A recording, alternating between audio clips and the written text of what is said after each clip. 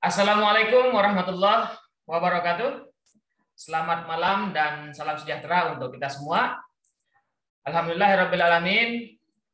Assalatu wassalamu ala asrofil anbiya wal mursalin sayyidina wa maulana Muhammad wa ala alihi wa sahbihi ajmain.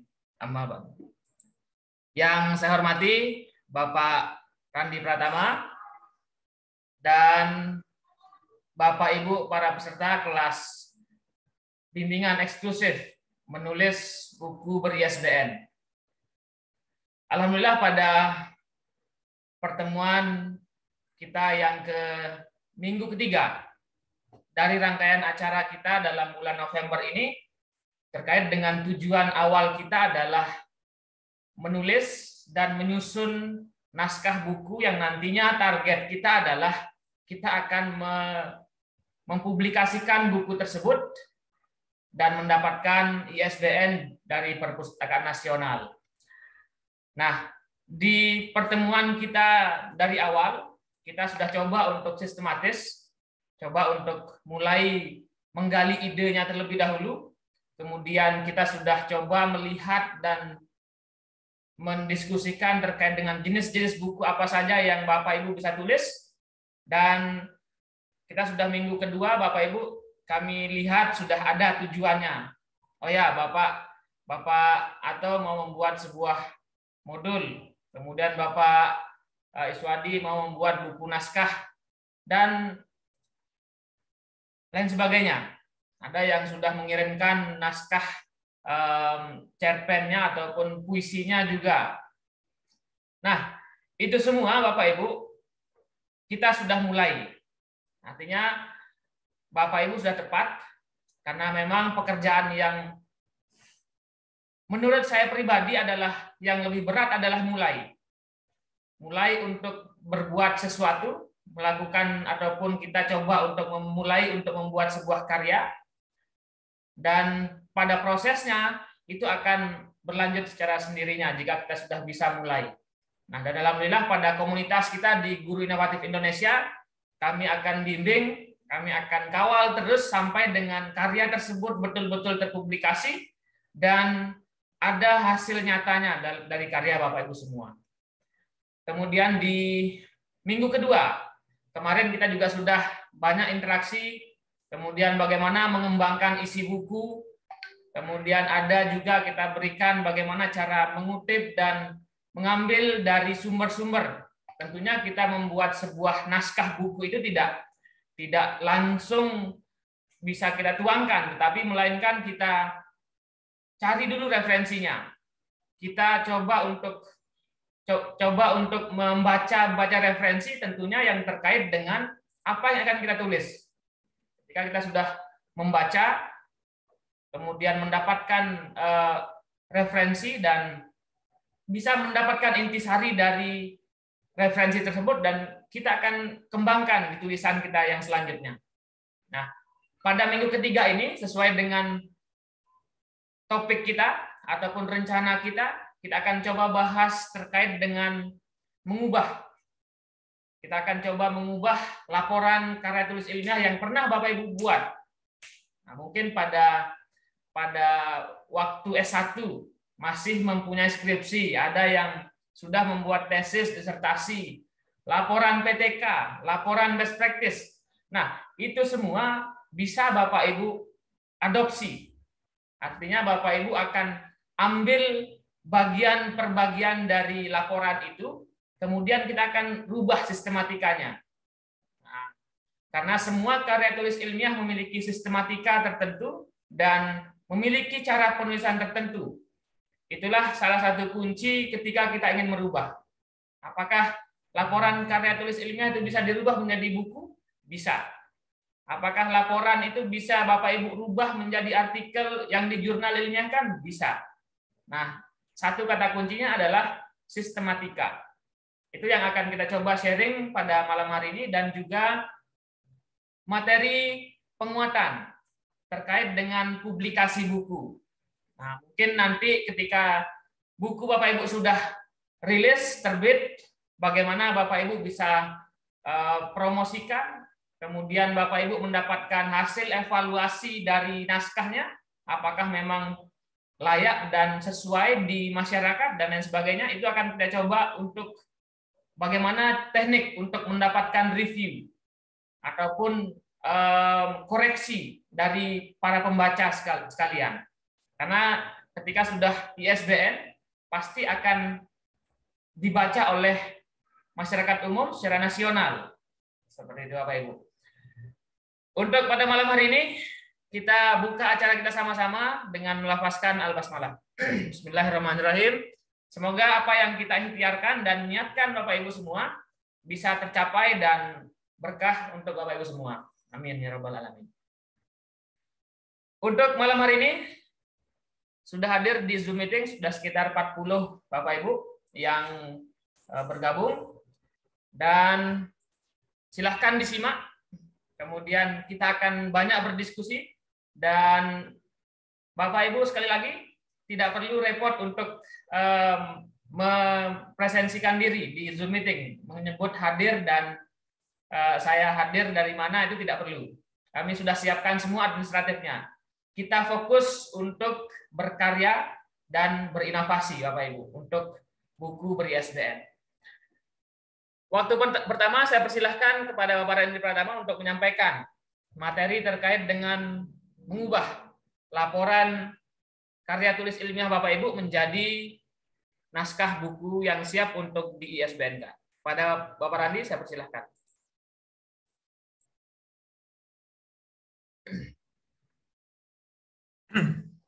Oke, baik. Terima kasih kesempatannya Bapak Dr. Suwardi. Saya buka. Assalamualaikum warahmatullahi wabarakatuh. Selamat malam Bapak Ibu. Salam sejahtera untuk kita semua. Seperti yang sudah disampaikan oleh Pak Suwardi, saya akan membahas di sini mengenai bagaimana mengubah karya tulis ilmiah menjadi buku. Nah, ini dengan adanya materi ini, harapannya adalah mungkin dari Bapak Ibu ada yang sampai sekarang belum menemukan ide, atau mungkin sudah punya ide mengubah karya tulis ilmiahnya yang terdahulu, baik untuk kegiatan hari ini atau mungkin kegiatan nanti, bisa diubah menjadi sebuah buku. Nah, kita bahas bersama bagaimana tips dan triknya.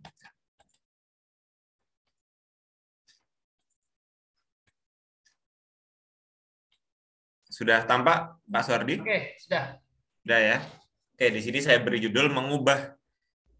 Lebih tepatnya di sini mungkin karena memang sebagian besar tentang laporan penelitian, maka saya beri nama mengubah laporan penelitian menjadi buku. Gitu. Sebentar. Ada sedikit keliru share screen.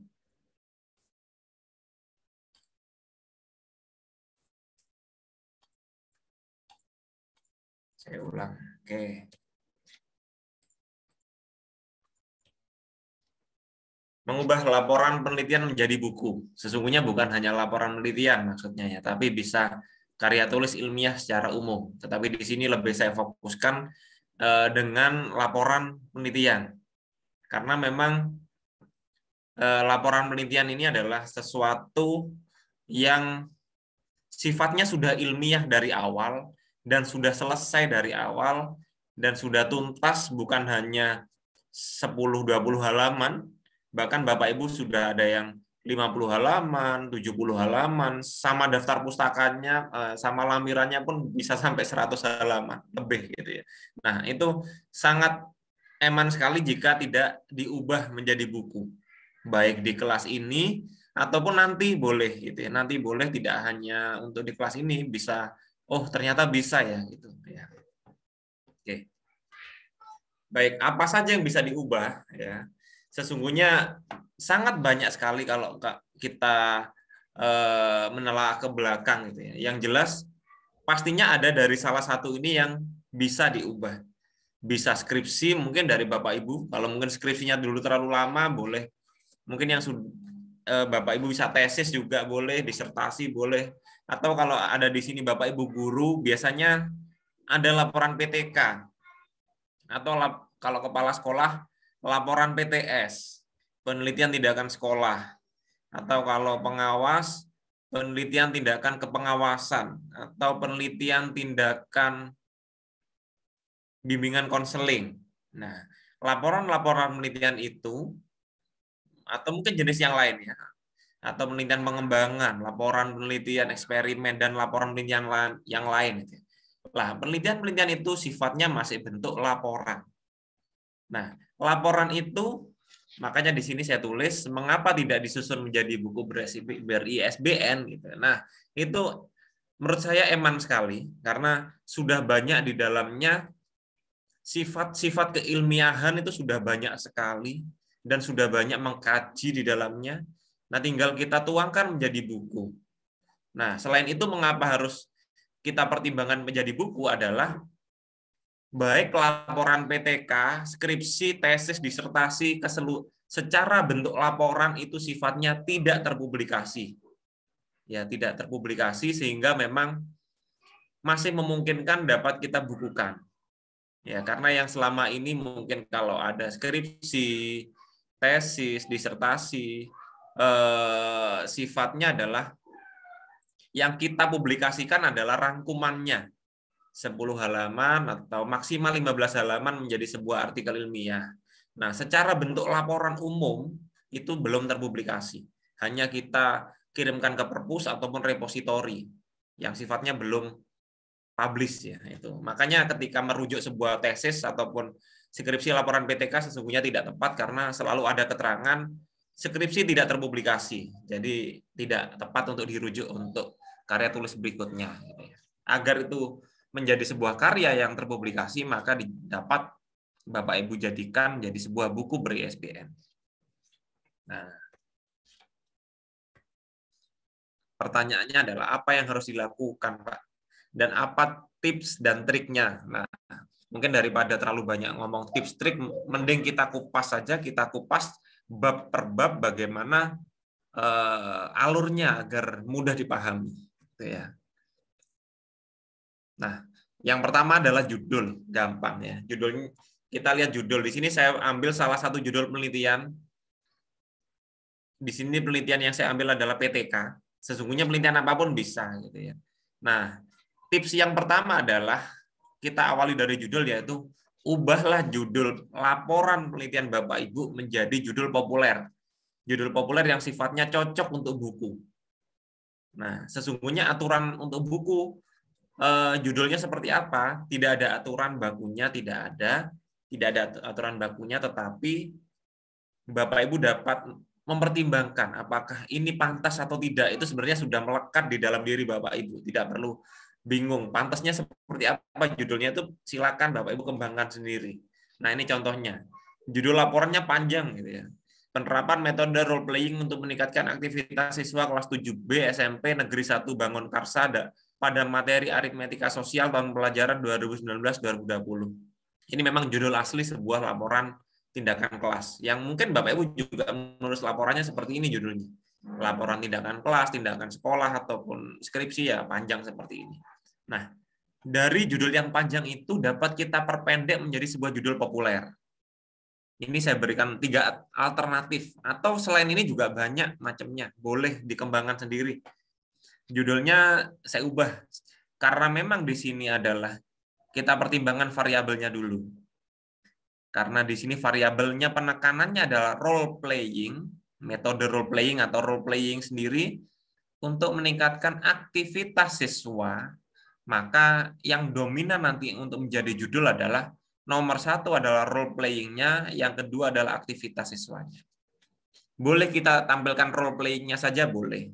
Atau dengan aktivitas siswa juga boleh. Sehingga akan menjadi judul seperti ini.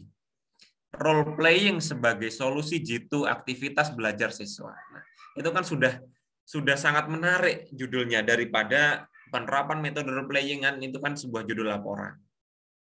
Atau diubah menjadi kata kerja, meningkatkan aktivitas siswa dengan role playing. Ada judul buku yang seperti ini, seperti semi formal gitu ya. Boleh juga. Atau bisa kekinian gitu, diberi kata dan gitu ya. Role playing dan problematika aktivitas siswa. Nah, di sini nggak menyampaikan bahwasanya role playing itu sebuah solusi, tapi di sini seolah-olah ada role playing yang nantinya akan dibahas secara bersama-sama dengan problematika aktivitas siswa, dan nanti di dalamnya pastinya dikaitkan gitu ya. Jadi silakan bisa dipilih atau bisa dikembangkan diri, Pak. Saya punya judul yang lebih menarik, merangkumnya boleh gitu ya. Lebih pendek boleh, lebih panjang boleh. Nah, yang jelas jangan panjang-panjang seperti laporan seperti ini. Nah, silakan. Mungkin punya skripsi, tesis, laporan PTK, laporan PTS, disertasi yang lainnya dibukukan saja Bapak Ibu. Ya, itu yang pertama judul. Yang kedua adalah setelah judul sistematika. Nah, sistematika laporan harus Bapak Ibu benar-benar rangkum ulang ya, maksudnya harus dipetakan kembali. Ini yang utama. Jangan sampai ini langkah ini tidak matang di awal ya. Contohnya di sini. Kita sudah tahu bahwasanya laporan penelitian pada umumnya, baik PTK ataupun yang lain, bab 1, 2, 3, 4, 5-nya seperti ini. 1 pendahuluan, 2 kajian pustaka, 3 metode penelitian, 4 hasilan bahasan, dan 5 adalah penutup ataupun kesimpulan dan saran. Nah, baik penelitian PTK, skripsi, ya seperti ini 5 bab. Nah, kalau buku itu sebenarnya nggak ada aturan berapa bab gitu ya, nggak ada aturan. Ada yang 5 boleh, 6 boleh, 7 boleh, 8 boleh, silakan bisa dikembangkan jadi berapa bab. Cuma umumnya biasanya karena buku itu umumnya rata-rata 100 halaman dan satu bab itu mungkin 12 halaman mungkin ya, kisaran itulah, maka saya anggap buku itu rata-rata 8 bab. Biasanya buku itu 8 bab biasanya. 8, 7, 8, 9, 10 boleh. Silakan. Umumnya seperti itu. Nah, dengan babnya 5 ini bagaimana menjadi 8? Nah, ini harus kita pikirkan. Nah, kita kupas satu-satu. Apa yang bisa kita preteli ya, kita kembangkan atau kita susutkan. Yang pertama adalah pendahuluan dulu. Pada pendahuluan suatu laporan ilmiah, laporan penelitian, itu terdiri dari latar belakang, rumusan masalah, tujuan, dan manfaat. Ya, sekali lagi latar belakang, rumusan masalah, tujuan, dan manfaat. Nah, bagaimana ketika kita terapkan pada sebuah buku? Kalau Bapak Ibu tidak mau berpikir pusing, maka boleh tetap namanya bab 1 di buku juga pendahuluan. Juga boleh. Pak, dari awal saya beri judul yang lain nggak pendahuluan. Boleh gitu ya, boleh aja boleh. Tapi di sini biar nggak pusing, bab 1-nya tetap pendahuluan. Artinya nanti tetap Bapak Ibu boleh mengambil isi latar belakang dari laporan Bapak Ibu di sini. Kita tuangkan di pendahuluannya buku.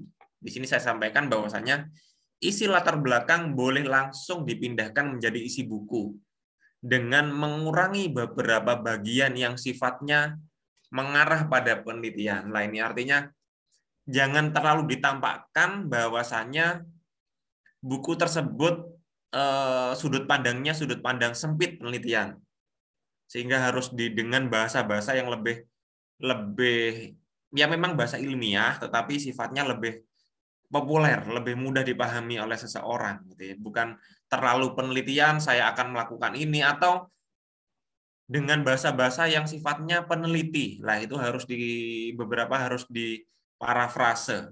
Peneliti akan melakukan observasi awal ini, itu harus disusun ulang. Istilah-istilah peneliti harus dikaburkan gitu ya. Dan ada beberapa yang lain yang sekiranya diubah susunannya sehingga menjadi enak dibaca, menjadi sebuah buku gitu ya. Nah, ini. Tetapi boleh secara keseluruhan 80-90% dari latar belakang boleh kita pindahkan menjadi isi buku. Karena di dalam latar belakang, andai kata latar belakang Bapak Ibu sudah tepat, pastinya di sana sudah ada namanya paragraf pengantar, sudah ada namanya identifikasi masalah, ada analisis masalah, ada juga alternatif solusi, ya itu sudah lengkap di dalamnya, sehingga pendahuluan tersebut cukup untuk mengantar bab-bab berikutnya. Misalkan solusinya adalah role playing tadi, maka role playing dan seterusnya bisa kita letakkan di bab 2 dan seterusnya. Gitu bisa. Jadi anggaplah bab 1 dari buku kita memang sebagai pengantar. Nah, bagaimana dengan rumusan masalah, tujuan, dan manfaat? Nah, rumusan masalah tujuan dan manfaat tidak perlu dicantumkan. Artinya tidak perlu dicantumkan secara langsung tanpa rumusan masalah, tujuan, manfaat tidak perlu. Bahkan bab pendahuluan pun nggak perlu ada subbab, nggak masalah gitu ya. Nggak perlu ada subbab, nggak masalah agar lebih menarik gitu. Jadi langsung sampaikan paragraf per paragraf gitu ya, sehingga bahkan tanpa perlu menyimpulkan bahwasannya setelah melihat latar belakang di atas, peneliti akan mengambil judul ini. Nah, itu tidak perlu dibuang.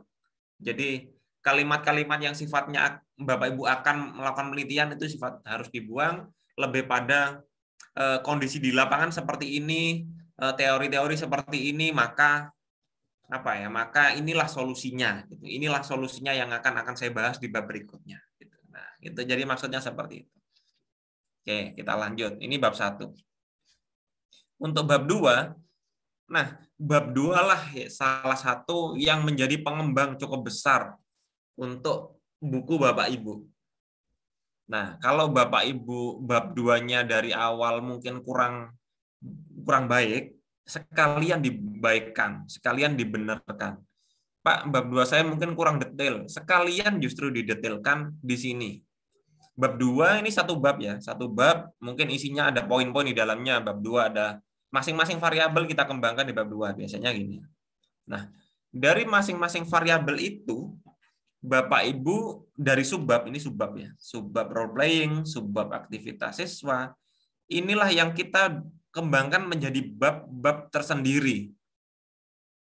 Sehingga bukan jadi subbab lagi, jadi langsung. Jadi bab 2 pengertian role playing, di dalamnya ada pengertian, ada konsep, ada pengertian dari ahli A, ahli B, dan selanjutnya. Yang mungkin awalnya di sini Bapak Ibu menyampaikan pengertian role playing hanya satu, pada buku Bapak Ibu harus menambahkan pengertian role playing sebanyak mungkin.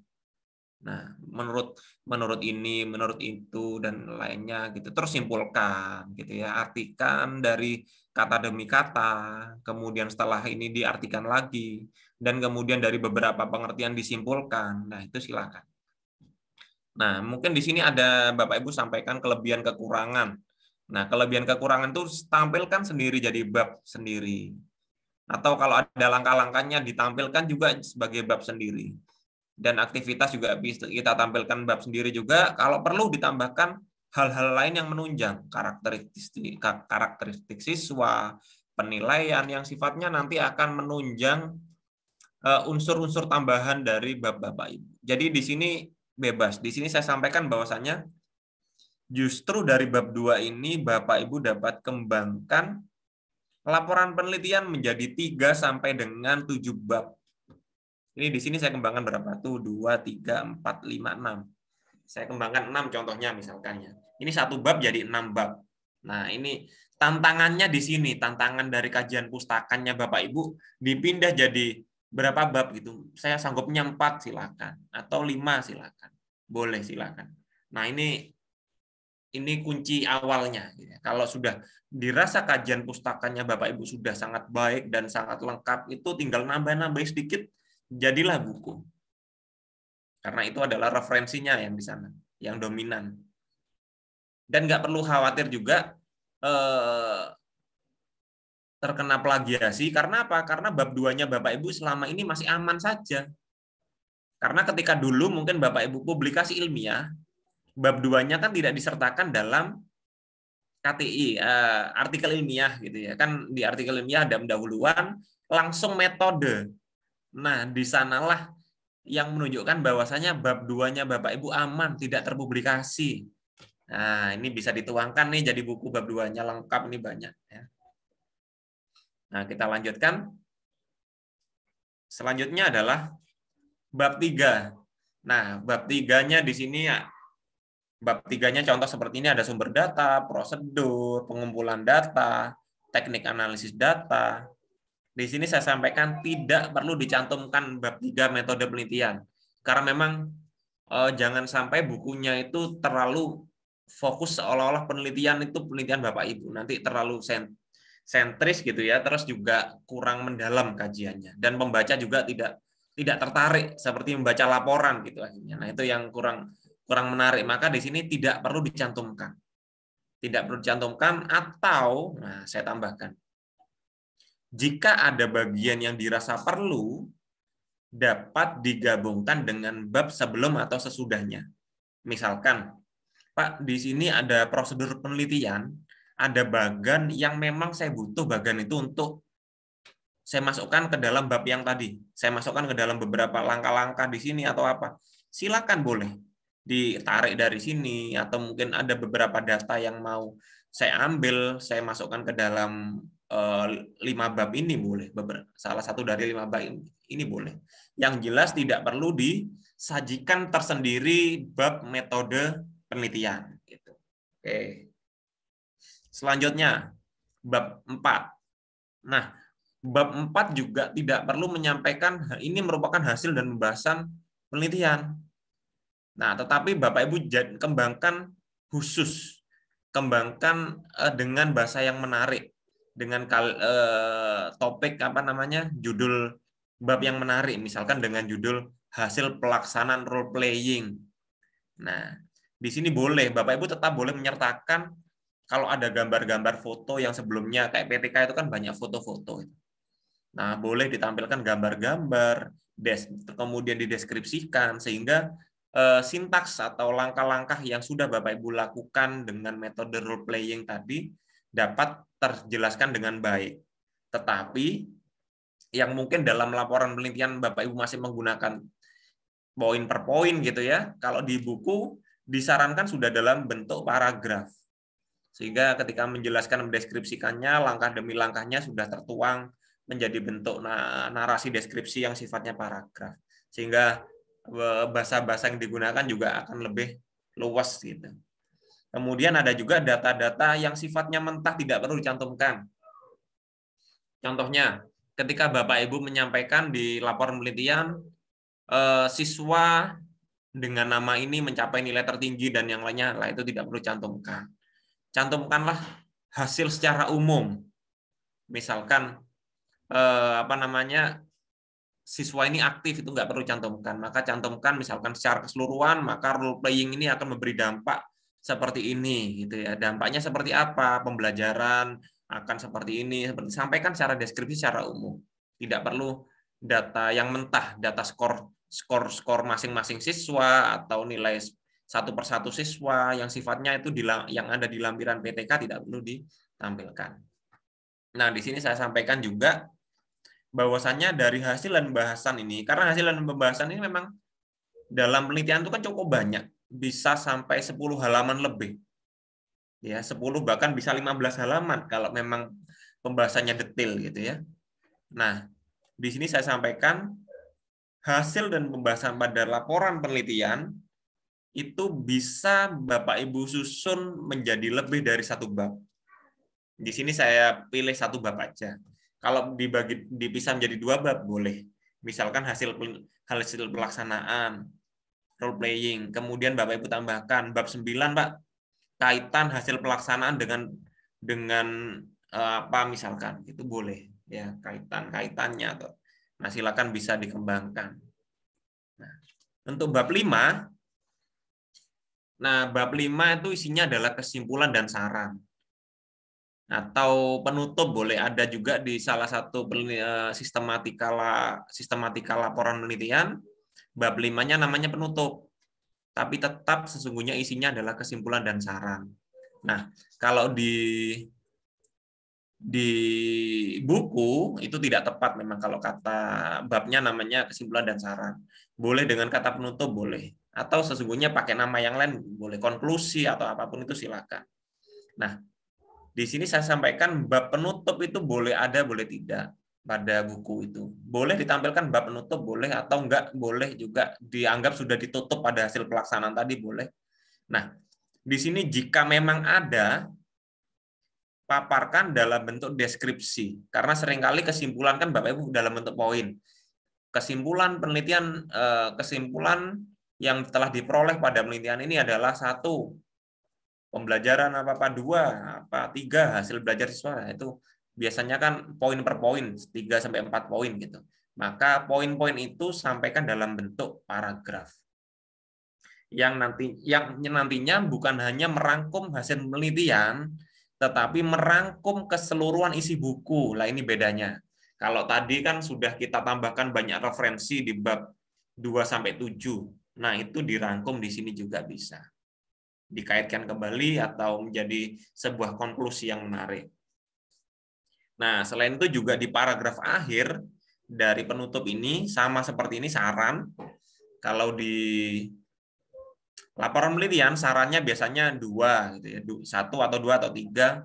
Biasanya poin per poin. 1 untuk peneliti selanjutnya, 2 untuk membaca atau siapapun itu gitu, biasanya itu.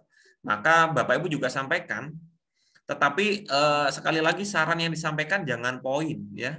Lebih kepada paragraf dan disampaikan rekomendasi kepada pembaca. Bukan untuk peneliti selanjutnya, tetapi lebih pada pembaca. Ketika membaca ini ingin menggunakan metode yang sama dengan Bapak Ibu, harapannya seperti apa?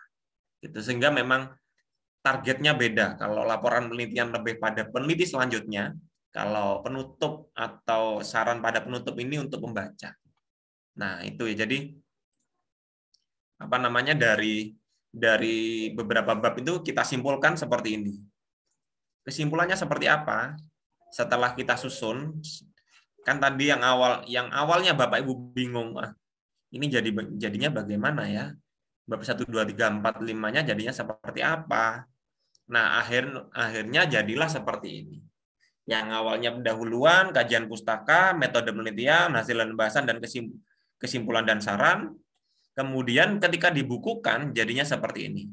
Bab 1 pendahuluan, 2 pengertian role playing, 3 kelebihan dan kekurangan role playing, langkah role playing, aktivitas siswa, karakteristik siswa, penilaian, pelaksanaan role playing dan menutup. Jadi tetap tidak secara garis besar itu 70-80% merupakan isi dari laporan Bapak Ibu.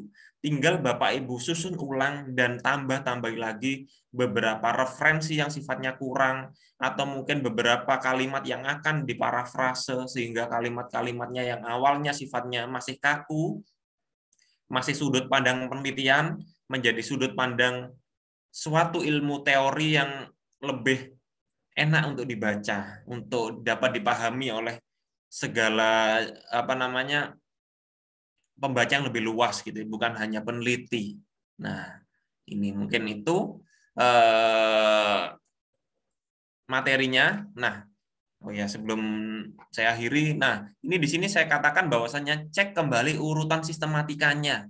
Nah, karena setelah mungkin Bapak Ibu menyelesaikan bab 1 sampai 5, kemudian sudah dipetakan menjadi bab 1 sampai 9.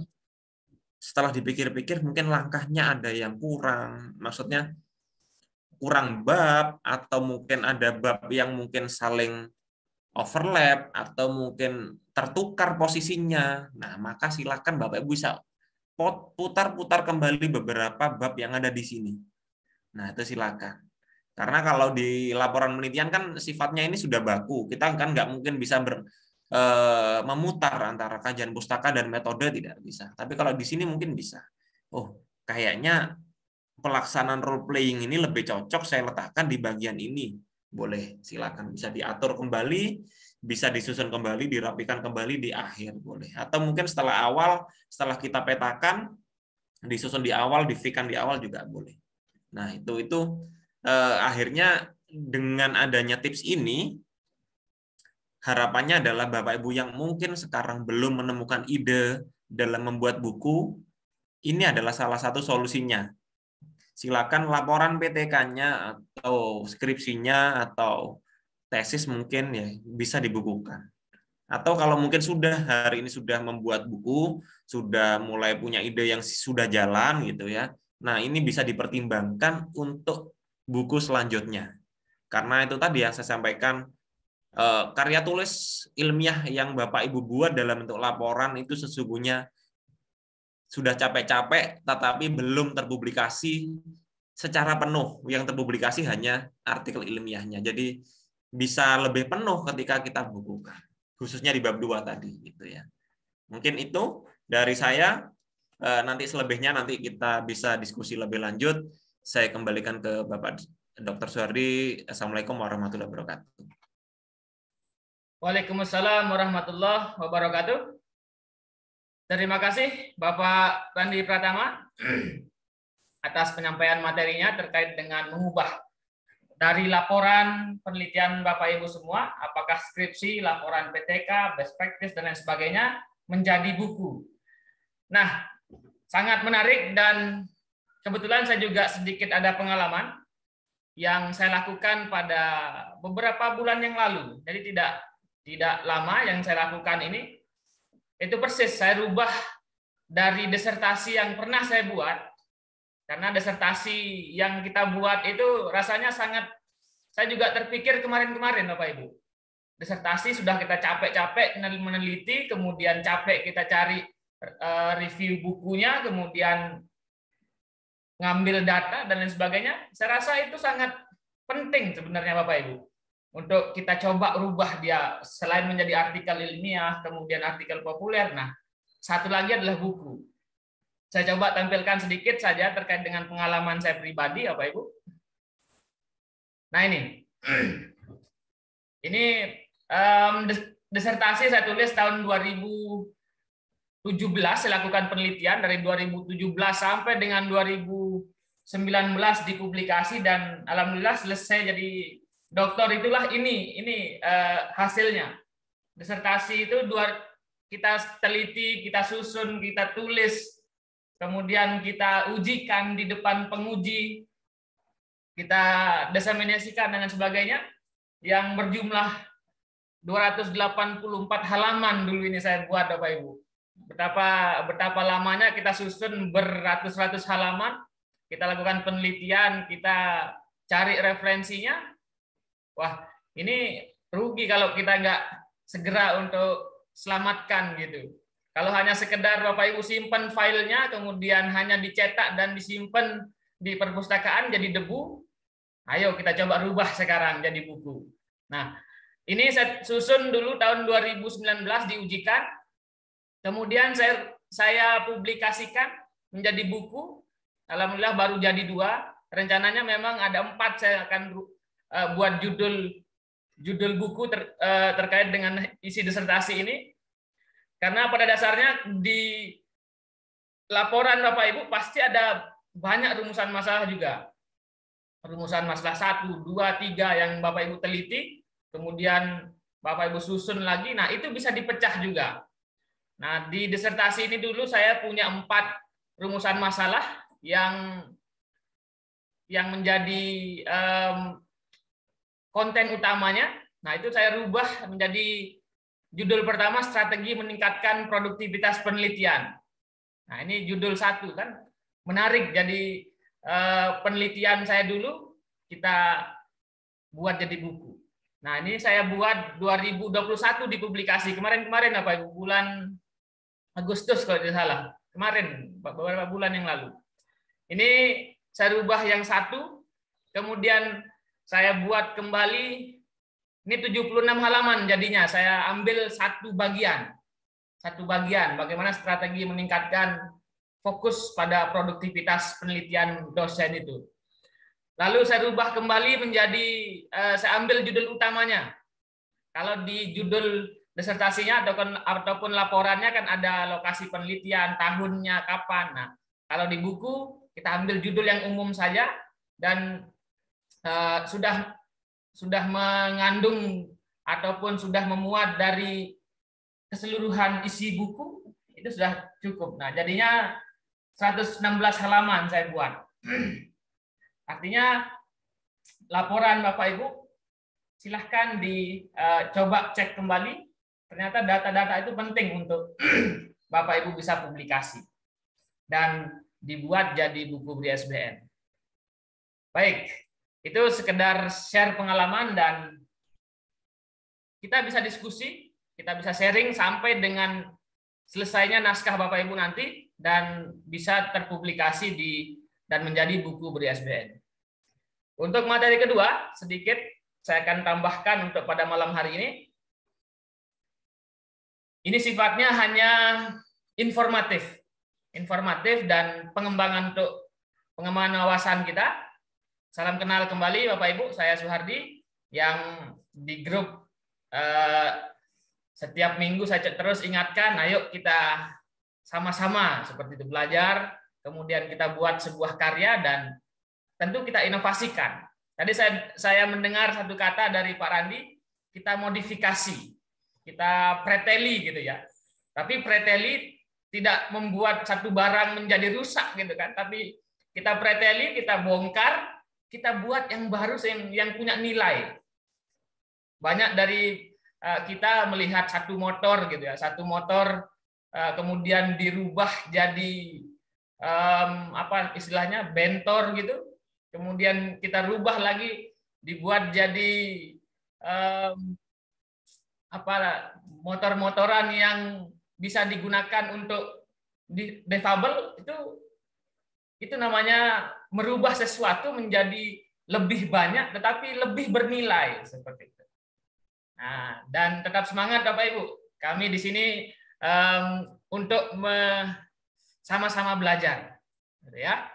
Kemudian terkait dengan publikasi. Nah, nanti setelah Bapak Ibu menyusun naskah, kemudian naskahnya sudah rampung gitu ya, kami akan coba untuk ISBN-kan. Kita sudah atur naskahnya sedemikian rupa, kemudian kita akan layout dari naskah itu, kemudian kita buatkan covernya semenarik mungkin. Itulah yang nantinya akan jadi modal kita untuk publikasi. Nah, saya coba untuk perbesar. Baik. Nah, malam ini saya buka terkait dengan investasi. Nah, ternyata buku itu juga salah satu investasi Bapak Ibu. Ataupun hasil penelitian Bapak Ibu, karya tulis ilmiah itu adalah sebuah investasi.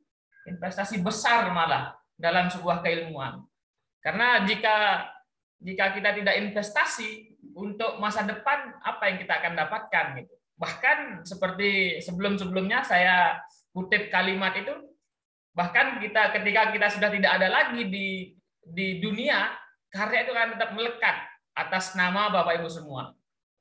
Nah, itu yang menjadi urgensi kita menulis buku, apalagi kita sebagai pendidik, kita sebagai guru, dosen, itu wajib sekarang.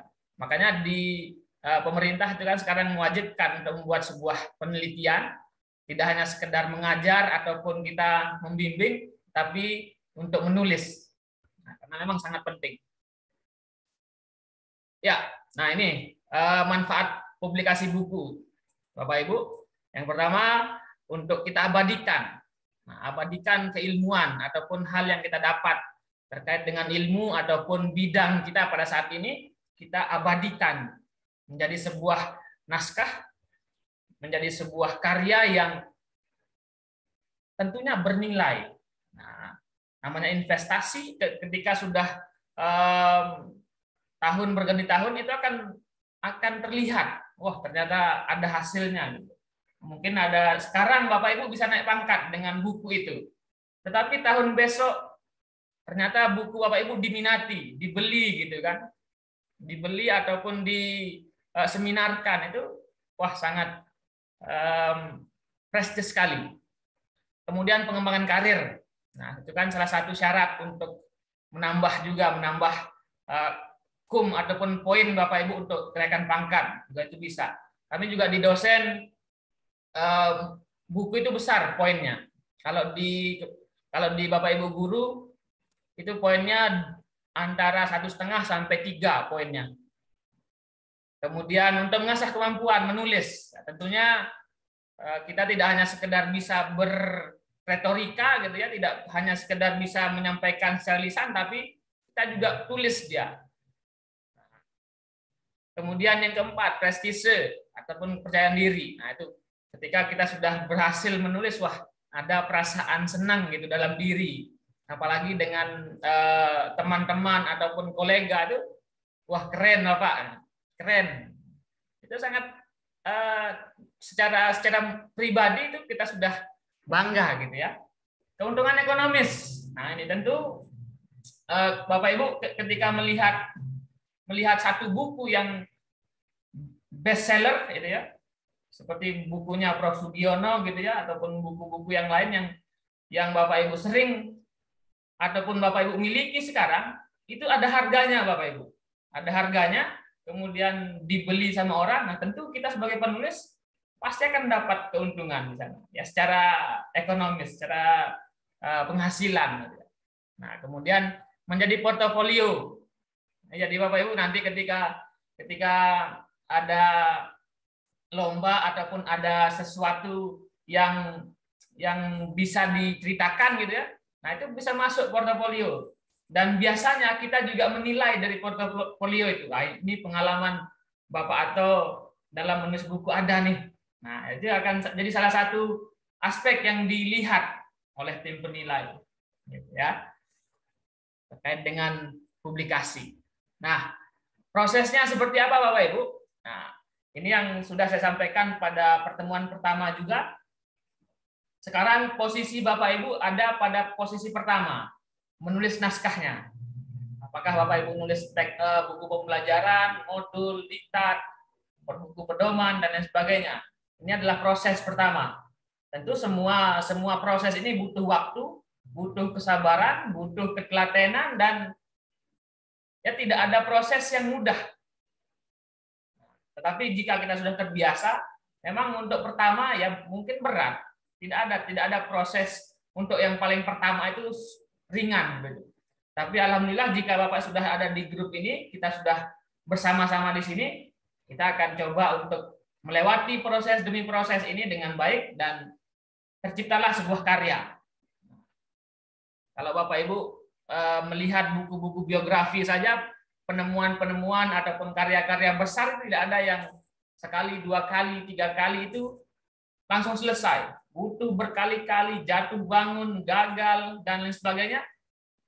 Itulah sebuah proses terciptanya sebuah karya yang baik, karya yang memiliki nilai, dan tentunya akan menjadi amal ibadah karena ilmu yang kita akan share kepada orang lain. Kemudian prosesnya yang kedua, layout, kemudian desain cover, sampai dengan publikasi. Kami di lembaga ini, di Guru Inovatif Indonesia, dengan penerbit Pusat Pengembangan Pendidikan dan Penelitian Indonesia ini, yang akan memfasilitasi dari layoutnya, kemudian desainnya, kemudian kita akan ISBN-kan, kemudian kita akan buat dia buku nanti. Buku itu bisa dalam bentuk cetak maupun elektronik, kita akan coba fasilitasi juga. Nah, sampai dengan pemasaran, nanti juga insya Allah jika Bapak Ibu bagus menulis bukunya, tentu buku itu akan mendatangkan nilai sendiri. Nah, ini prosesnya Bapak Ibu. Nah, banyak dari kita mungkin mendengar, oh buku ber-ISBN, harus ada ISBN-nya nih, harus ada standarisasi dari BSNP gitu ya. Nah, ISBN itu sendiri singkatan dari International Standard Book Number. Nah, ini yang Bapak Ibu sebagai pengetahuan. Nah, apa itu? Itu kode. Nanti kode ISBN itu kode untuk mengidentifikasi dari informasi dari buku itu, siapa penulisnya, siapa penerbitnya, dan lain sebagainya. Fungsinya sebagai identitas tentunya. Identitas, kemudian dengan identitas itu lebih mudah untuk dicari, lebih mudah untuk di searching karena sudah sifatnya internasional. Jadi kalau sudah ISBN, kita mau di Amerika sana bisa kita cari bukunya. Ya. Kalau hanya sekedar tesis Bapak Ibu ataupun skripsinya, ya sudah mentok di perpustakaan kampus sendiri ataupun perpustakaan sekolah, selesai. Tidak bisa dilihat oleh orang luar. Ya. Nah, bagaimana kalau buku karya tulis Bapak Ibu tidak ber-ISBN? Nah, memang itu adalah karya Bapak Ibu, tetapi tidak lebih maknanya seperti itu. Ataupun nanti juga bisa apa istilahnya, direbut gitu ya, atau diplagiat.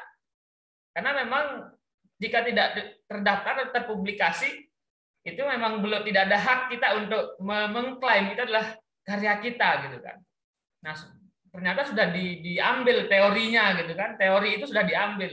Sudah sangat banyak terjadi Bapak Ibu. Jika belum kita patenkan istilahnya seperti itu, bisa jadi di kemudian hari karya tersebut diakui oleh orang. Nah, kasus demi kasus juga sering kita dengar seperti itu. Nah, untuk ISBN sendiri, apa saja yang informasi Bapak Ibu untuk terkait dengan apa saja yang Bapak Ibu bisa ISBN-kan? Mungkin buku yang paling identik ya, yang paling sering kita dengar, oh ya buku ber-ISBN gitu. Tapi sesungguhnya sangat banyak karya yang Bapak Ibu ISBN-kan. Kalau di PK Guru itu ada karya-karya inovatif. Video itu bisa di-ISBN-kan. Kemudian software. Nah, ini ada 10 karya ini bisa di-ISBN-kan dari buku, terbitan Braille. Nah, kayak buku-buku yang untuk kayak tunanetra gitu, itu bisa di-ISBN. Kemudian buku peta. Nah, ini kalau peta mungkin jarang kita lihat ya. Tapi bisa. Kemudian film, video itu bisa di-ISBN-kan sampai dengan media-media misalkan seperti aplikasi itu kemudian pasti ada petunjuknya di sana. Ada petunjuk penggunaan, petunjuk operasional. Itu bisa didaftarkan di Perpustakaan Nasional dan mendapatkan nomor seri itu. Nah, ini adalah sumbernya Perpustakaan Nasional. Jadi saya ambil langsung sumbernya dari yang mengeluarkan ISBN itu. Kemudian ada penerbit. Nah, ketika kita sudah berbicara, kita sudah punya naskah nih. Naskah kita sudah jadi, sudah bagus gitu kan. Kita sudah coba untuk baca-baca kembali, ini penting gitu. Nah, kemudian kita akan masuk ke penerbit. Jadi kita sendiri tidak bisa mempublikasi langsung gitu ya. Kita sebagai penulis nggak bisa, harus melalui perantara penerbit ini. Nah, penerbit yang mungkin Bapak Ibu sering dengar itu sangat banyak sebenarnya. Nah, kemudian ada pembagiannya. Ada penerbit mayor. Nah, penerbit mayor ini adalah penerbit yang sudah skala nasional, sudah besar, dan sudah dikenal di penjuru negeri kita. Nah, seperti Gramedia, kemudian Erlangga, Salemba 4 itu sudah sangat familiar kan? Toko bukunya sudah tersebar di mana-mana. Bagaimana kalau kita masuk ke penerbit mayor ini? Tentu ada tantangannya juga Bapak Ibu. Namanya penerbit yang sudah level nasional tentu akan panjang syaratnya nanti di sana. Akan ketat dari sisi kontennya seperti apa, dari sisi desain naskahnya, dan sulit untuk masuk jika apa istilahnya ya, penulis itu tidak memiliki naskah yang betul-betul orisinil dan memiliki nilai yang tinggi, akan sulit masuknya di sana. Karena biasanya dalam penerbit mayor ini kita akan dicetak buku kita secara nasional dan ditanggung oleh penerbit biasanya. Dan dicetak ratusan bahkan ribuan dalam sekali cetak.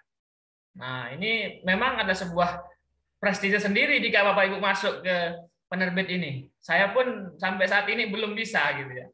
Karena bukan belum bisa, tapi ya masih banyak pertimbangan juga.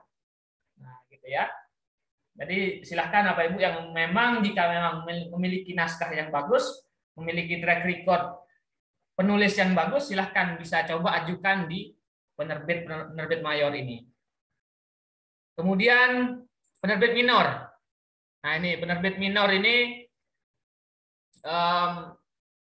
sangat banyak sebenarnya penerbit yang ada di Indonesia, bahkan jumlahnya sudah hampir 1.000 di data 2019.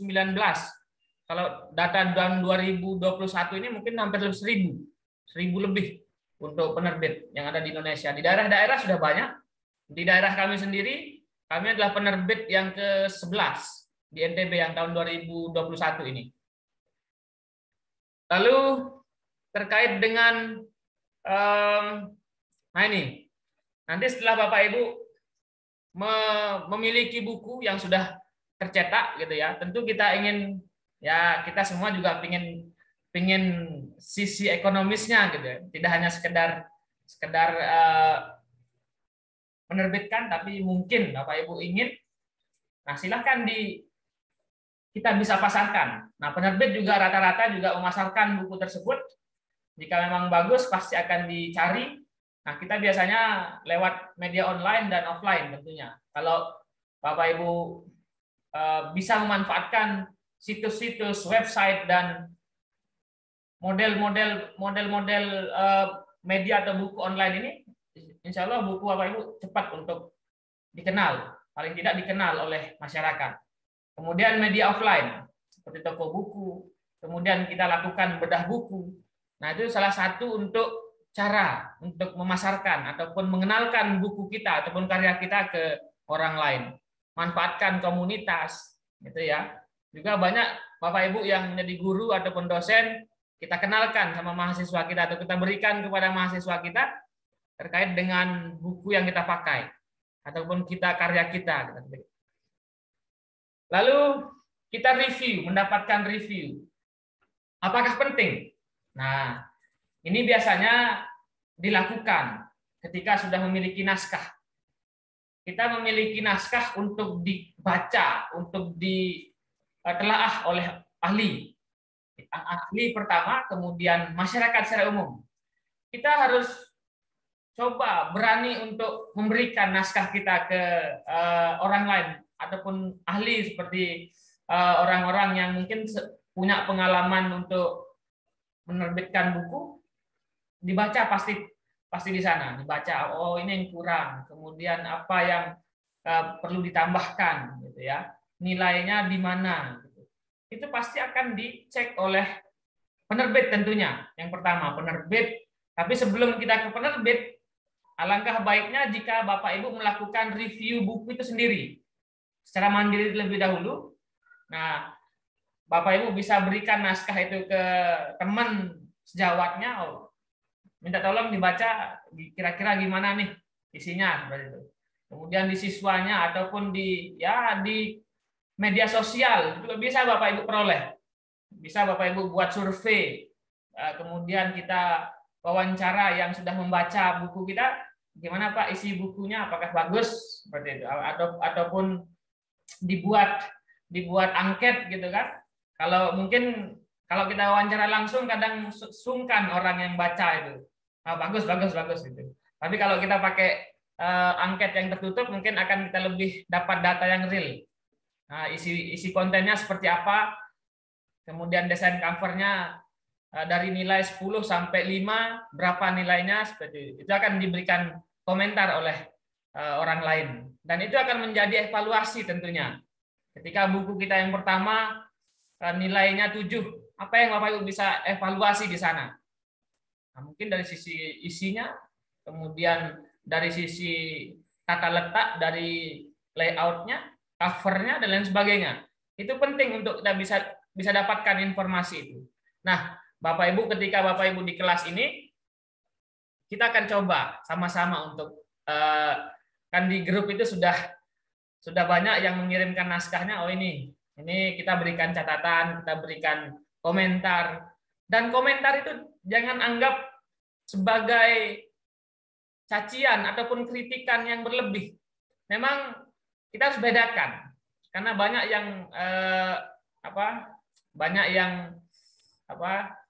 kita coba bedakan antara kritikan.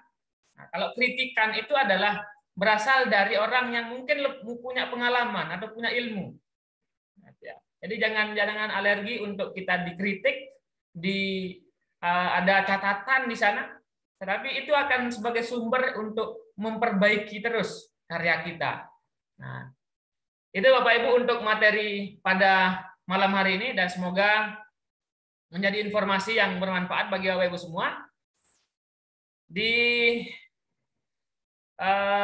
Ibu Irma Yunita, contoh tesis atau disertasi yang sudah jadi buku. Tadi sudah saya share Bapak Ibu, nanti saya akan coba sharing kepada Bapak Ibu semua, disertasi saya yang tadi itu sudah saya ubah menjadi buku, saya akan kirimkan di grup juga. Seperti itu. Terima kasih Bapak Ibu, dan kita coba diskusi. Kita masih ada waktu sekitar 30 menit. Kita akan diskusi dan silahkan Bapak Ibu sampaikan terkait dengan materi pertama dari menyusun kerangka, kemudian mengembangkan isi buku, mengubahnya, dan publikasi itu bisa ditanyakan dan di-sharing di Zoom ini. Dan silakan Bapak Ibu bisa raise hand di Zoom meeting dan bisa Bapak Ibu tulis pertanyaannya di kolom chatting. Kita akan coba bahas pada 30 menit ke depan. Silakan yang pertama, Bapak Ato Soeharto dari Lampung. Baik, terima kasih Pak Dokter. Suara saya apa cukup terdengar? Oke, sudah. Bisa ya? Baik. Langsung saja ini Dok dan Pak Randi, terkait dengan apa yang menjadi materi pada kesempatan malam ini, saya ingin menanyakan 3 hal. Yang pertama, etika minimal untuk pengkutipan. Apakah kalau dalam buku itu, kalau di dalam jurnal dan karya ilmiah kan biasanya di tempat pengkutipan, kemudian kita dalam kurung nama tahun. Kalau misalkan di buku, apa cukup mencantumkan daftar pustaka di belakang saja, atau bagaimana dalam etika penulisan buku ber-ISBN ini? Kemudian yang kedua Dok, bahwa untuk reviewer, apakah harus yang ahli? Misalkan saya ingin menulis dalam bidang astronomi, dan ada beberapa tulisan berupa modul-modul, ini saya pengen di review oleh ahli astronominya, apakah memang cukup dengan orang yang ada di percetakan? Kemudian yang ketiganya Dok, bahwa kalau misalkan buku saya terbit tahun ini, sementara saya pakai nanti di tahun yang akan datang, itu bisa diterbitkan ulang dalam bentuk cetakan ke berapa, atau boleh atau tidak gitu untuk seperti itu gitu, dengan versi tahunnya yang baru kemudian dianggap sebagai itu adalah terbitan baru gitu. Itu saja Dok dan Pak Randi, terima kasih atas waktunya dan saya kembalikan. Baik, terima kasih Pak Ato, dan bagus pertanyaannya. Mungkin Bapak Ibu juga memiliki pertanyaan yang sama atau pemikiran yang sama. Kita coba bahas pada malam hari ini. Silakan yang pertama, Pak Randi mungkin menyampaikan ataupun membahas pertanyaan dari Pak Ato. Baik, terima kasih Pak Ato atas pertanyaannya. Selalu semangat saya sukanya dengan Pak Ato ini.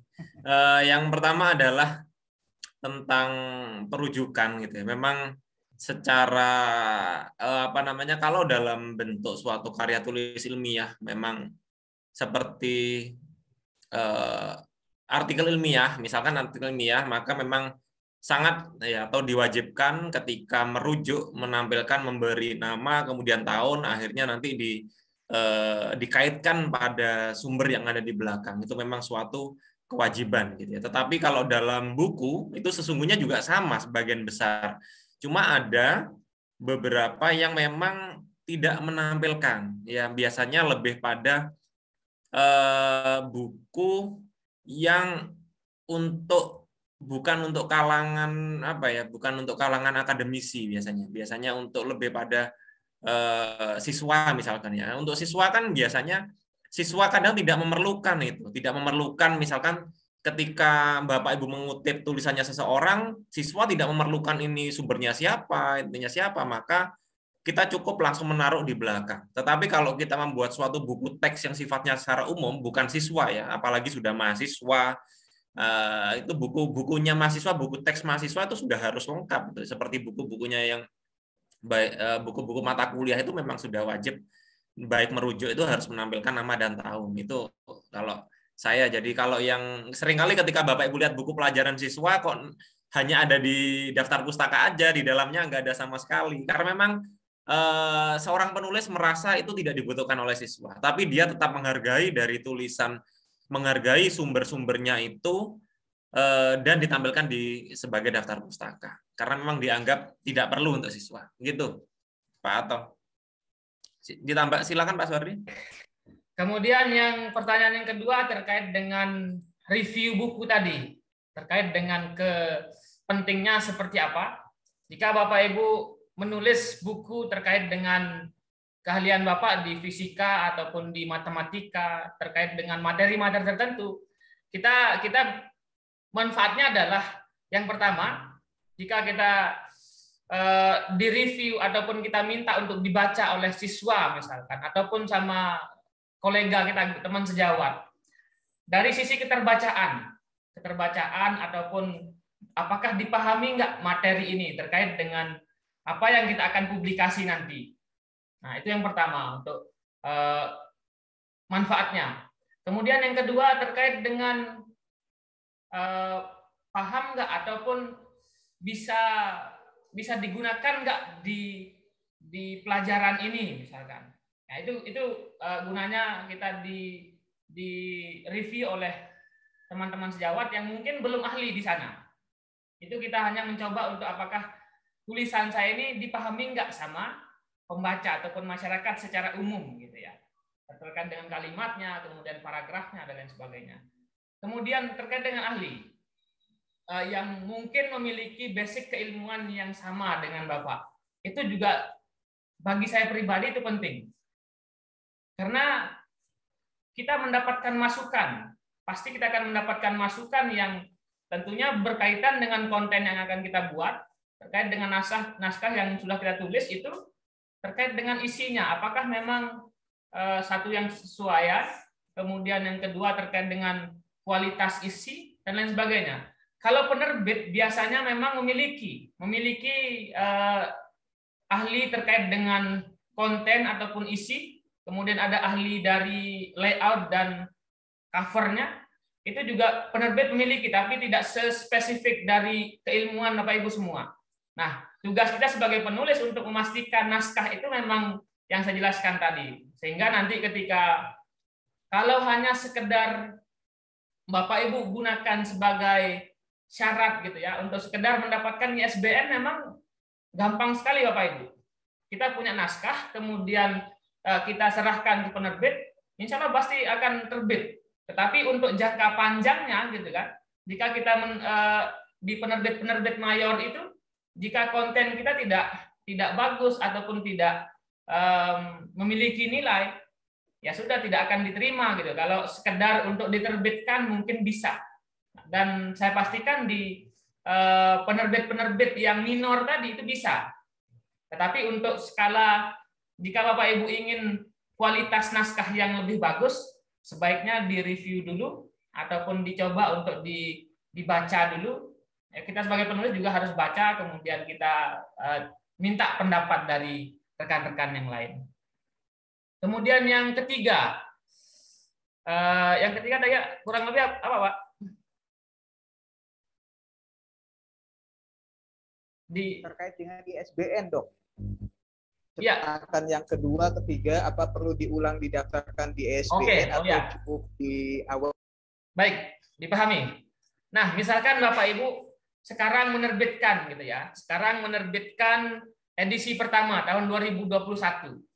Ternyata Bapak Ibu ketika mau digunakan, Bapak Ibu mau naik pangkat, ternyata nggak masuk karena tahun 2023 misalkan besok. Nah, silahkan buat edisi revisi namanya. Edisi revisi itu adalah pengembangan ataupun perubahan yang terjadi pada naskah Bapak Ibu yang pertama yang diterbitkan kembali. Nah, mendapatkan ISBN nomor seri baru terkait dengan edisi revisi. Jadi ada edisi pertama, kemudian edisi revisi kedua itu bisa dilakukan dengan naskah yang komponennya sama, tetapi ada sedikit perubahan, misalkan satu lembar saja perubahan ataupun dari sisi paragraf saja ada yang dirubah, itu bisa diajukan ke edisi revisi dan bisa digunakan. Itu untuk informasinya. Baik, terima kasih Pak. Pertanyaan Pak Ato. Yang kedua, silakan Bapak Ahmad Zunaidi dari Pusdiklat. Terima kasih Pak Suhardi dan Pak Randi. Pertanyaan saya tadi mungkin ada sedikit yang bisa saya simpulkan tadi dari paparan Pak Randi tadi. Saya mau menanyakan pertama itu, yang tadi contoh itu berarti itu buku teks dan atau buku referensi ya? Berarti. Yang kedua, terkait dengan tadi pengembangan menjadi buku, saya punya ada artikel ilmiah yang cuma 15, tapi isinya memang padat begitu. Berarti kalau mau menjadikan buku, berarti itu satu harus mengubah total ya, artinya mengubah gaya bahasa, kemudian kemudian kalaupun itu artikel saya kan berarti kan sudah masuk di jurnal, artinya sudah publis ya, berarti itu harus kalaupun mengutip lagi berarti memparafrase ya. Ya. Nah, oke, yang berikutnya pertanyaan ketiga adalah ke Pak Suhadi, cerita mengenai tadi itu, mengenai buku dari tesis menjadi buku tadi, bagaimana memparafrasekan tadi itu, dan ceritanya itu berapa lama untuk mengubah dari tesis menjadi buku. Baik. Terus apa ya? Mengenai modal. Nah, mengenai modal, menjadi buku tadi itu berapa yang dibutuhkan atau ada ketentuan di penerbit itu enggak? Itu aja barangkali. Terima kasih atas bantuannya.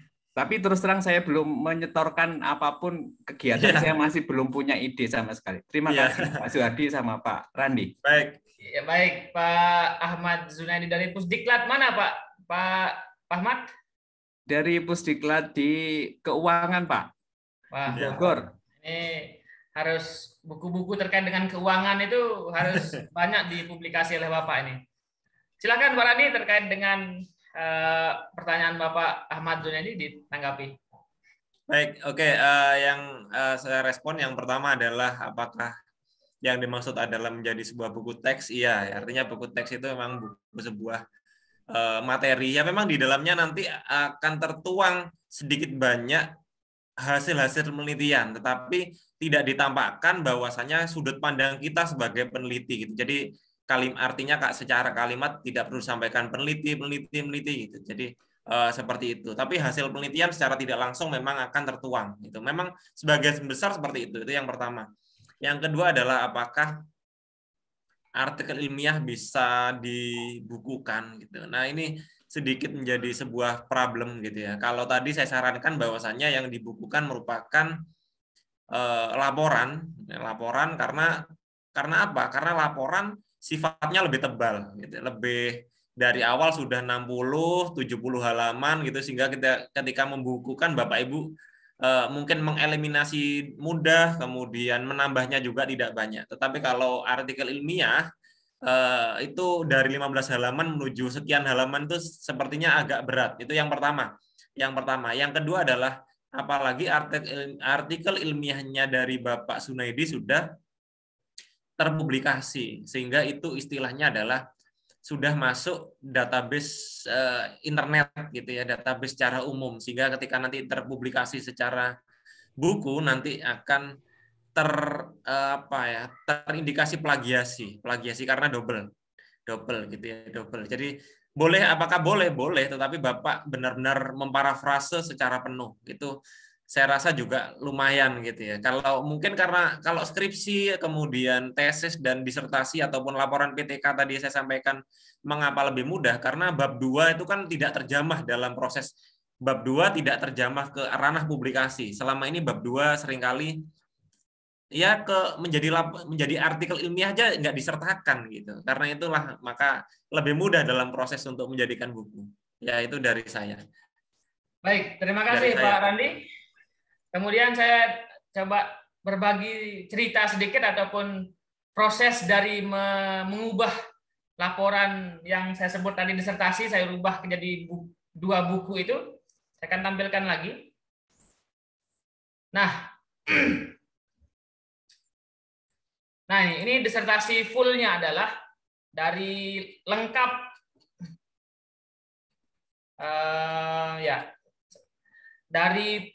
lengkap dari awal sampai akhirnya saya miliki, kita pasti miliki gitu ya. Nah, kemudian kita akan rubah nanti jadi 1 naskah. Dalam 1 poin ini saja sudah berapa lembar kita bisa ambil gitu ya. Ataupun kita bisa kembangkan lagi ke naskah kita yang baru.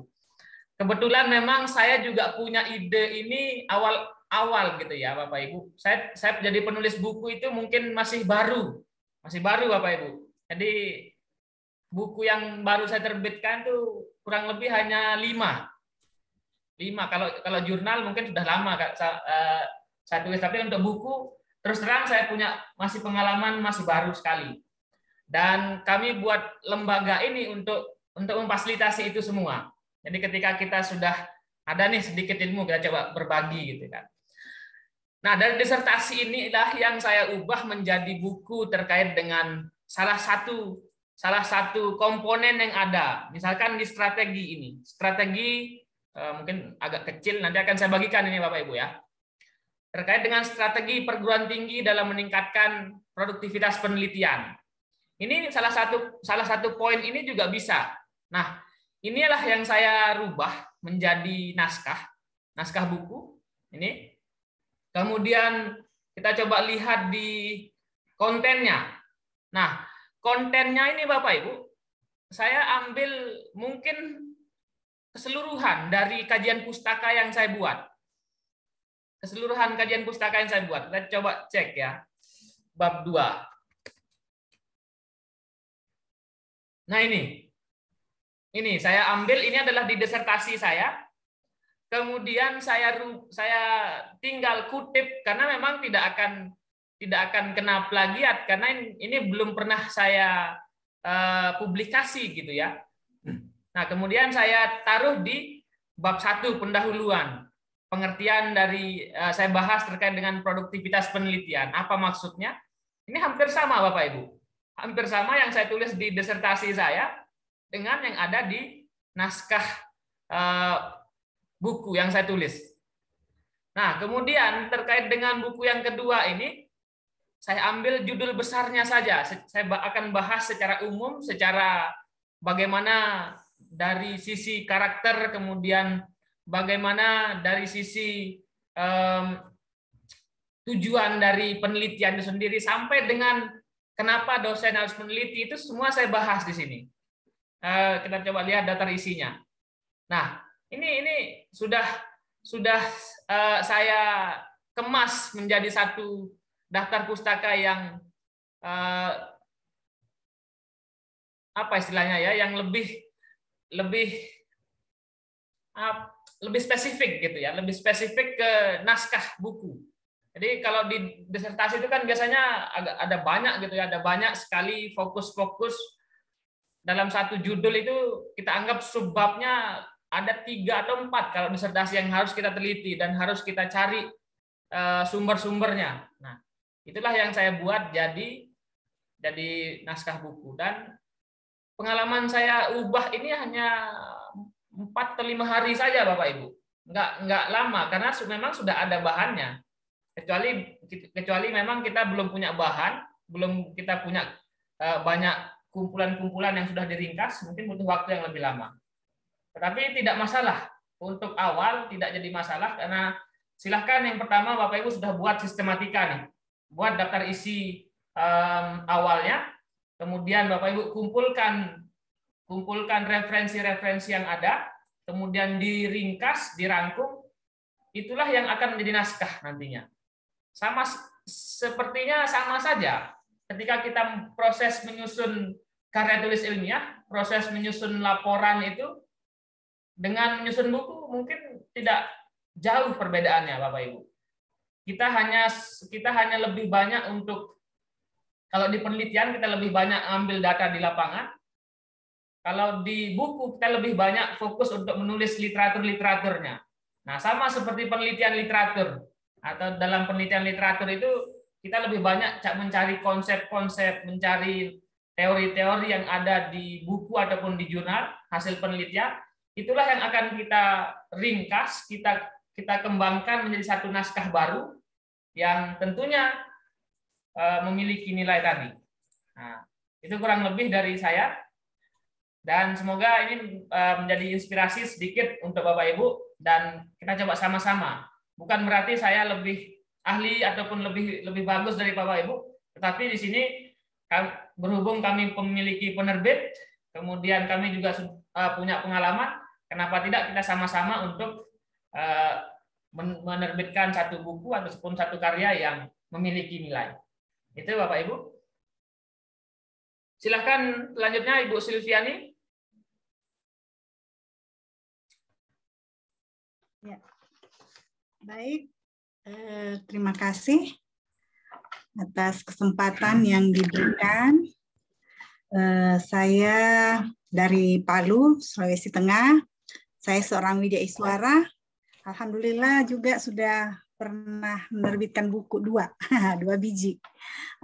Buku itu sebenarnya saya memaksakan diri karena kebutuhan jabatan fungsional, memaksakan diri untuk karena lumayan angka kreditnya 25. Ya. Itu salah satunya, di mana dalam buku itu sebenarnya pengalaman saya, dan di situ saya gaya bahasanya memang sangat komunikatif ya, dengan seolah-olah saya berbicara karena saya tujukan untuk umum. Nah, gitu pengalamannya.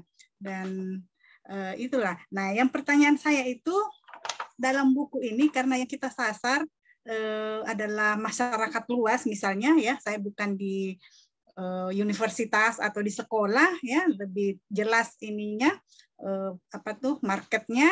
Kalau kita kan lebih umum, jadi dibutuhkan oleh orang umum lah yang bisa dibaca, sehingga gaya bahasa itu bagi saya sangat penting, karena bagaimana orang bisa tertarik. Dan saya juga suka baca buku sejak kecil ya, jadi saya suka buku yang memang menarik ya. Ada buku yang sangat buku ilmiah ya, kayak membosankan ya, kita hanya butuh ini, tapi saya suka sekali buku dari awal sampai akhir itu terus menerus, bahkan berulang-ulang dibaca. Nah, itu yang menjadi motivasi saya. Nah, pertanyaan saya Pak, gaya bahasa kita dalam buku itu apakah harus yang kaku? Karena tadi Pak Randi menyampaikan tadi dari bab 1 menjadi beberapa bab itu, memang dari judul itu, dari subjudul itu sudah keinginan tahuan kita itu menjadi terpicu.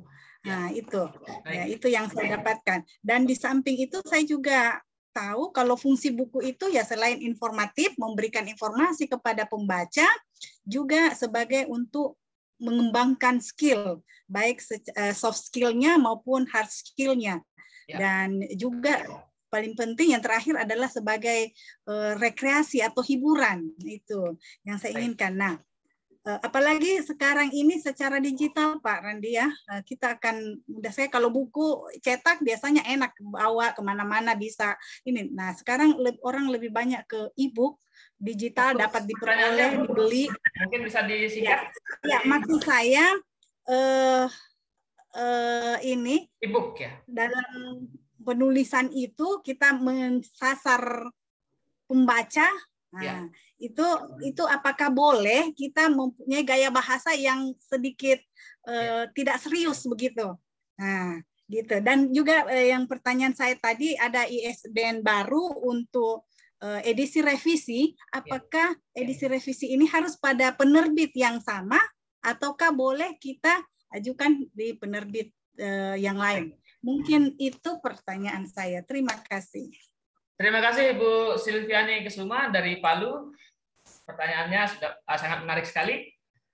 Silakan Bapak Rani terkait dengan mungkin lebih ke gaya bahasa atau bagaimana tipsnya dalam buku itu. Ya, silakan. Ya, oke, baik.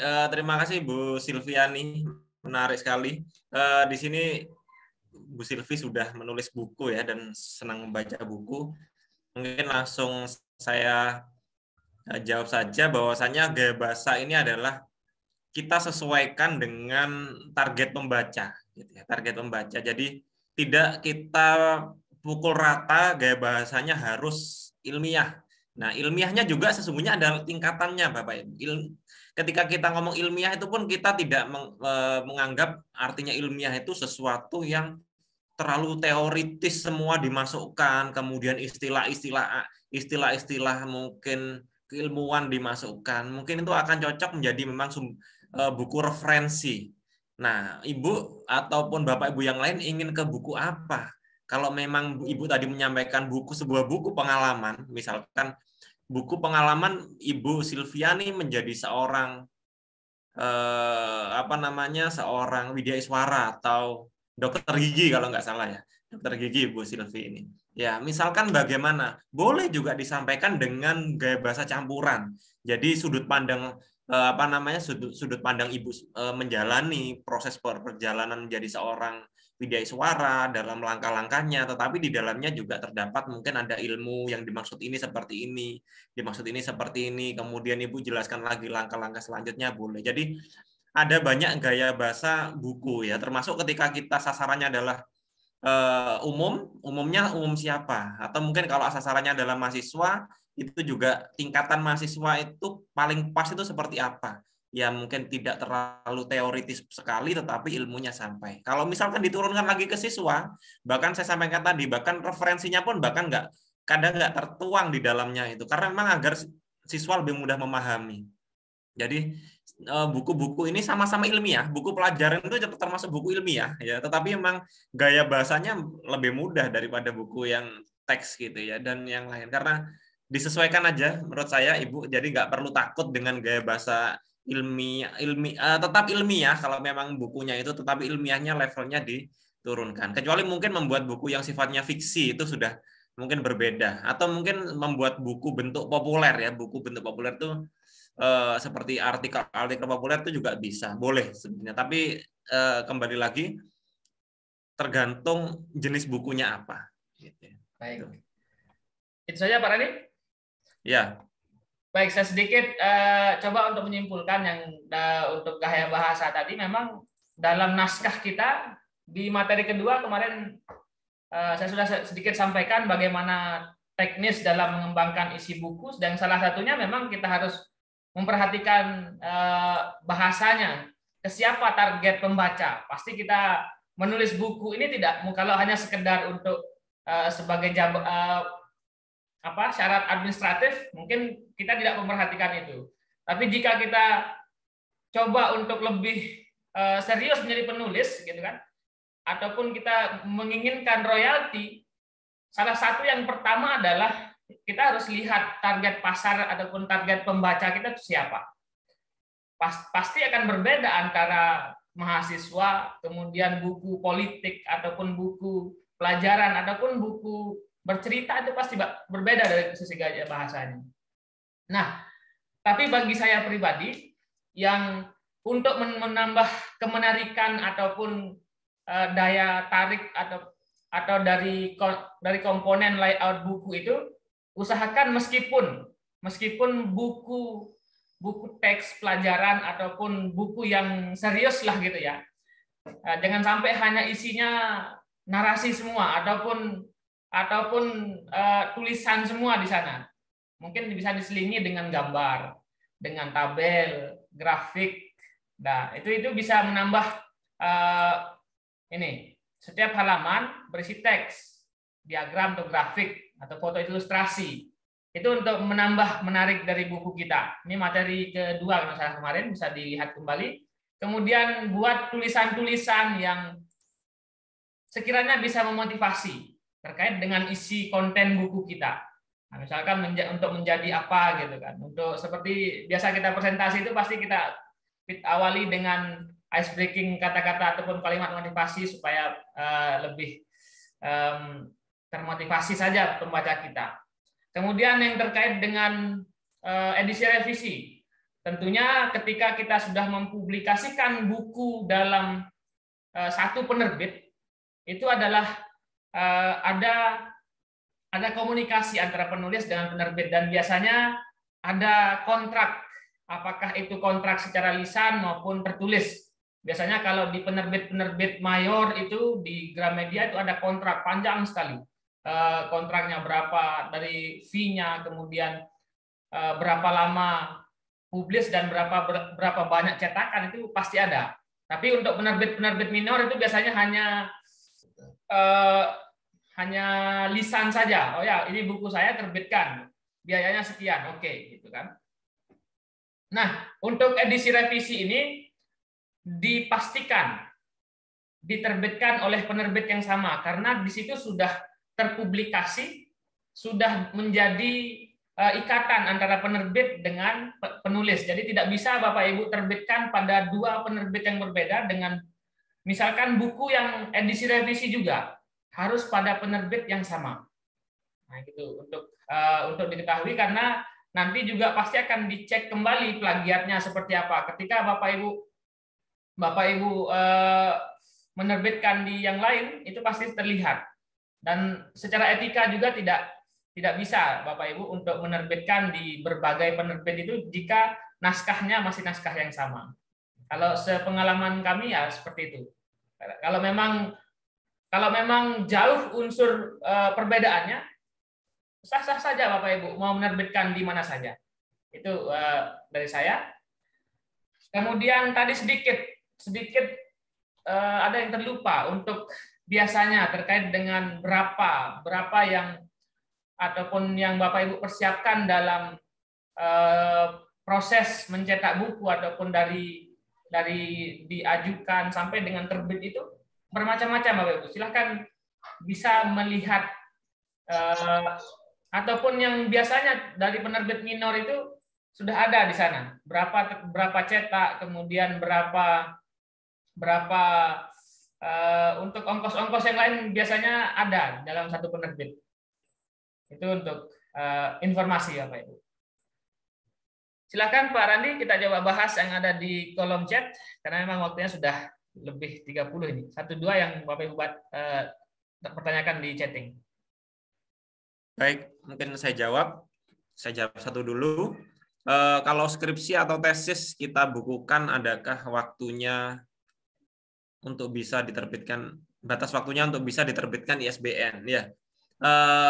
Untuk laporan penelitian, baik skripsi, tesis, laporan PTK, sesungguhnya tidak ada acuan berapa lama dulu dari sekarang, berapa tahun dari sekarang Bapak Ibu membuat laporan itu. Mungkin 10 tahun yang lalu, 15 tahun yang lalu, itu sesungguhnya tidak masalah. Yang penting adalah Bapak Ibu menganggap tulisan dari Bapak Ibu dibaca untuk zaman sekarang masih up to date. Nah, itu silakan. Karena ada juga misalkan Bapak Ibu waktu itu membuat menganalisis suatu pembelajaran misalkan ya, saya anggap pembelajaran dengan metode A. Metode A itu bukan sampai sekarang masih bisa dipakai atau masih bisa diulas. Nah, itu silahkan bisa ditulis mungkin. Ada juga yang memang nggak bisa. Dulu Pak, saya pembelajaran berbasis email atau SMS.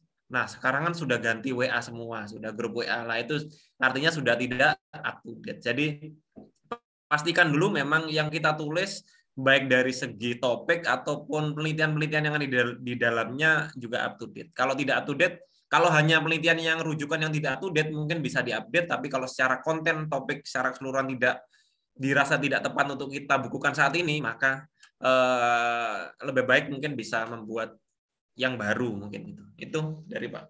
Silakan Pak Suhardi mungkin menjawab yang lain. Baik. Ini terkait dengan buku ajar dan Bu Ade Risna. Apakah harus disertai evaluasi berupa pertanyaan atau soal-soal? Ya, untuk buku ajar ataupun modul dan diktat itu modul, kemudian buku ajar, LKS itu biasanya ada.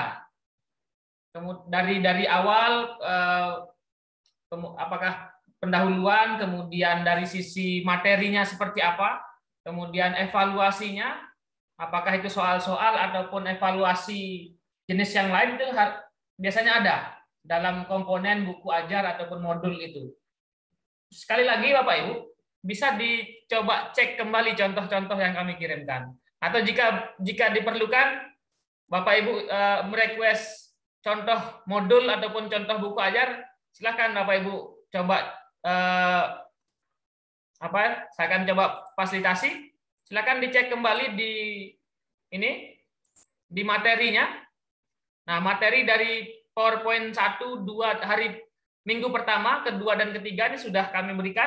Kemudian contoh-contoh. Silakan sekali lagi diperhatikan contohnya. Karena ketika kita menulis, kalau kita hanya sekedar mengandalkan laptop dan pikiran kita dalam menulis itu sungguh terbatas. Tentu kita butuh contoh, kita butuh referensi, kemudian kita butuh orang lain untuk melihat karya kita. Nah, jadinya itu harus dikombinasikan sehingga Bapak Ibu lebih paham, oh ini contoh buku modul gitu ya. Contoh modul silahkan dicek. Ini modul IPA SMP. Nah, jadi dalam konteks komponen saja sudah bisa kita lihat di sini modulnya. Nah, dari kata pengantar di sini sudah daftar isi sudah kita bisa lihat dari tujuannya, indikatornya, kemudian latihan. Nah, ini latihan, kemudian rangkuman, umpan balik atau tindak lanjut atau evaluasi di sini. Silahkan Bapak Ibu tulis. Nah, kalau kunci jawaban latihan ini tergantung kita, apakah kita mau tampilkan ataupun tidak, ya silahkan Bapak Ibu kalau untuk kunci jawaban. Tapi lebih bagusnya ada juga karena akan menjadikan pedoman soalnya. Oke, itu untuk diperhatikan contoh-contohnya Bapak Ibu. Untuk hari ini ataupun malam ini kita cukupkan ya Bapak Ibu, karena waktu kita sudah pukul 20.30 lebih.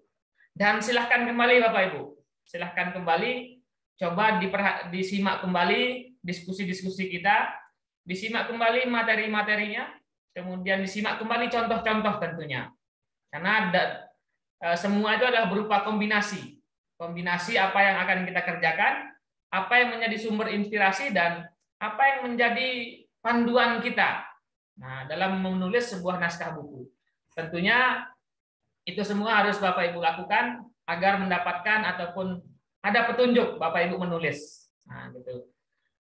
Terima kasih Bapak Randi dan Bapak Ibu yang sudah hadir di Zoom meeting. Semua rekaman, kemudian semua administratif yang lain akan kami berikan minimal 2 hari ataupun besok kami sudah berikan semua dari materi yang pada malam hari ini juga sudah kami share di grup. Kemudian rekaman ini kami pasti berikan di grup juga dari minggu pertama, kedua, dan ketiga. Nah, sesungguhnya dalam materi untuk pertemuan di Zoom kita sudah selesai di pertemuan yang minggu ketiga ini.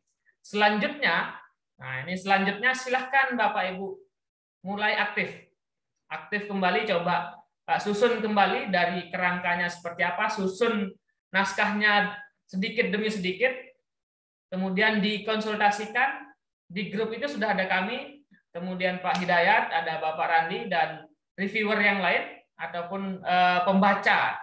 Anggap kami ini adalah pembaca, dan Bapak Ibu juga ada di grup itu, silahkan Bapak Ibu bisa lihat juga naskah-naskah teman-teman yang lain. Oh, ini sudah catatannya seperti ini. Itu bisa juga Bapak Ibu jadikan evaluasi. Yang nantinya ketika Bapak Ibu sudah menyelesaikan satu naskah, kami akan langsung proses ke buku ber-ISBN. Kita akan proses ISBN-nya yang dimulai dari layout dari naskahnya, kemudian kita akan buatkan cover. Nah, cover itu insya Allah kami akan fasilitasi di sini. Desain covernya nanti kita bisa komunikasi apakah ini sudah sesuai enggak gitu kan. Nah, itu Bapak Ibu, dan tetap semangat karena memang dalam menulis sebuah karya tulis ilmiah ini enggak cukup dalam 1-2 hari. Ya, terus terang tidak bisa ataupun enggak bisa selesai dalam satu malam gitu. Kalau selesai 1 malam itu patut dipertanyakan. Nah, ini Pak copy paste nih bukunya gitu kan. Nah, kalau Bapak Ibu menginginkan satu karya, memang harus dicicil sedikit demi sedikit. Malam ini silahkan dibuat paragraf intinya apa, kemudian besok malam kita kembangkan, besok malamnya lagi kita buat bab satunya apa, sampai seterusnya seperti itu continue, dan akhirnya menjadi satu naskah yang keseluruhan dan siap untuk diajukan ke ISBN. Untuk informasi sekali lagi, minimal naskah yang Bapak Ibu ajukan ataupun naskah buku yang diajukan dalam Perpusnas untuk di ISBN-kan itu minimal 50 halaman. Silahkan dilebihkan karena nanti ketika sudah masuk layout biasanya berkurang jumlah halamannya karena akan di-press, kemudian akan di layout. Silahkan bisa 60 atau 70 halaman Bapak Ibu siapkan. Nah, dan itu yang akan kita ajukan ke Perpustakaan Nasional. Terima kasih Pak Randi dan Bapak Ibu yang sudah hadir di Zoom meeting. Kita tutup dan WA Group itu kita hidupkan kembali. Silahkan menulis dan berkarya. Terima kasih. Salam Guru Inovasi Indonesia. Tetap belajar, berkarya, dan berinovasi. Assalamualaikum warahmatullahi wabarakatuh. Selamat malam.